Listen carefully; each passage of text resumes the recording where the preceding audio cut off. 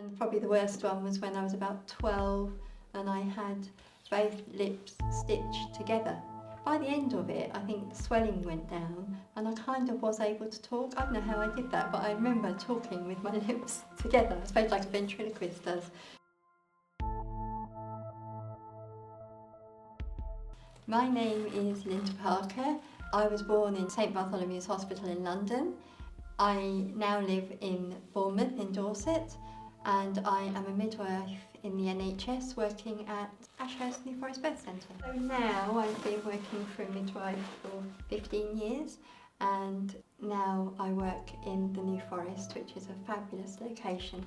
So cleft lip and palate is a birth defect that I was born with, and it basically means that the palate arch doesn't meet in the middle and the cleft can come out to the lip so that the lip has a split in it, or what we call a double split cleft lip and palate, which is what I had. So nowadays you would know if your baby was going, well mostly you would know if your baby was going to have a cleft lip and palate because it would be picked up on the scans. When I was born there were no scans, so you got what came and you never knew. And it was very sad actually for my mum, because I was born and the midwives wrapped me up and whisked me away. They didn't even show me to her. And an hour or so later she was still going, where's the baby? What is wrong with my baby? Will you just bring me my baby?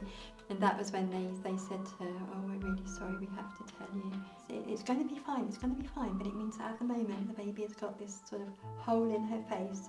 But what they did was they covered me up to here so that they could just see eyes peeping over the top. I think it's very hard for her.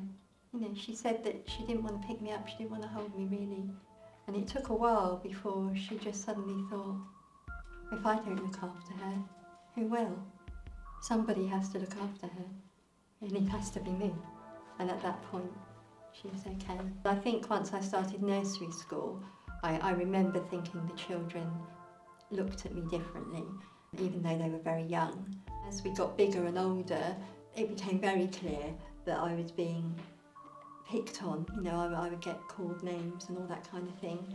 The very first primary school my mum tried to get me into, they didn't want to take me. They said that it wouldn't be fair to me and it wouldn't be fair to the other children. And my mum was furious. My mum had to work really hard to actually get the school to accept me, because they were talking about at one point sending me away. But then in the end, the headmistress changed at the local school, and the new headmistress was like, no problem. Do you know what the big issue is? Of course we'll take her. So the worst period of time for bullying and name calling, I think, was probably between the age of about 8 to 14. I went to an all-girls school. My mum chose an all-girls deliberately. She felt they would probably be kinder than teenage boys. And she's right, because on the bus, the boys' school, which was up the road, the boys would be a bit of a nightmare. They weren't really very nice. So I would wear scarves a lot around my face. I remember sitting in the winter thinking, oh thank God it's the winter, get a book out. And that's why even to this day I get really immersed in books, because it's an escape. I think by 15 I had enough of a handle on it, and if I thought people were staring or looking funny, I would bring it up and say, you're looking at my funny face, you know, what do you want to know? I don't remember any of the baby ones. My dad reckons that the operations are more than 32. I think he must have been keeping count, because I never did. And when I got to 18, they said, oh well, we need you to come back for this, because the last surgery I had, they broke my nose and reset it. So that's a job and a half, because obviously you're under anaesthetic, but they literally have your head on a wooden block, get a mallet and a hammer and go so you have big black eyes and, you know, you just look like a complete nightmare.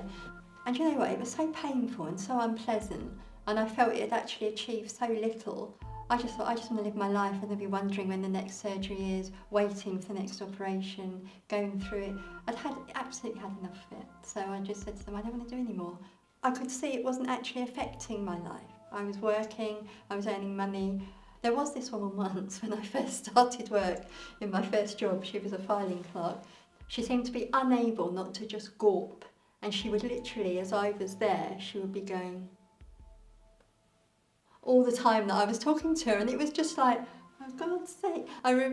That's the nearest I've ever come to actually being rude to someone to their face. Will you just stop gawping? It's really rude. I think I always knew that really I wanted to be at the sharp end, actually helping and being with people, and it was whether to do nursing or midwifery. I realised quickly that I really liked the gynecology side and the obstetric side, the birth side. Thought, well, maybe I'll just have my own children because I got married then. So I had my children, and then I decided to train at the age of 39. Part of my midwifery training, there was a point where we did fetal development and learned about the fact that the fetus develops sort of from the inside out and then joins up down the middle. That's when things like cleft lip, happen. And I realised while we were doing that actually that happens at about 6 weeks into the beginning of life as the fetus is just developing.